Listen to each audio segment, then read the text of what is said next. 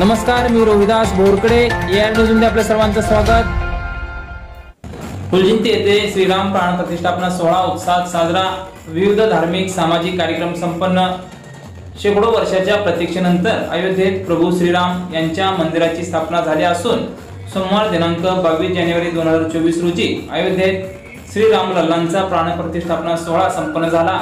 त्या निमित्ताने फुलजिंती येथील सर्व राम भक्तांच्या वतीने दिवसभर धार्मिक, सामाजिक व सांस्कृतिक कार्यक्रम राबवत हा सोहळा मोठ्या आनंदात व उत्साहात साजरा करण्यात आला।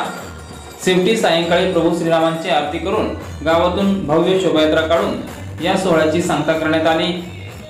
प्राण प्रतिष्ठापना सोहळ्याच्या निमित्ताने आयोजित सर्व कार्यक्रम व उपक्रम येथील मारुती मंदिर, लक्ष्मी मंदिर, श्री महालिंगराया मंदिर, महादेव मंदिर, दत्त मंदिर येथे पार पडला। या निमित्ताने वरील सर्व मंदिरांची स्वच्छता करण्यात आली, तसेच येथे दीप प्रज्वलन करण्यात आले। त्याचबरोबर दिवसभर भजनाचा कार्यक्रम, महाप्रसाद वाटप व सायंकाळी भव्य शोभायात्रा काढण्यात आली।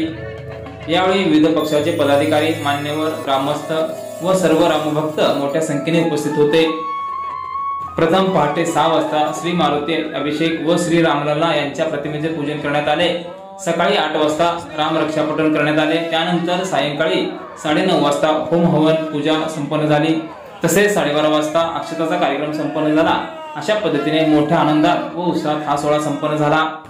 हे सर्व कार्यक्रम पार पाडण्यासाठी माजी सरपंच सुधाकर मासाळ, माजी उपसभापती शिवाजी पटाप, दत्ता शेजाळ, काशीनाथ फुगार, श्रीकांत गुरुकुल, शिवानंद कोळी, एमडी माळी, ग्रामपंचायत सदस्य अर्जुन मलाळे आदींनी मोठे परिश्रम घेतले।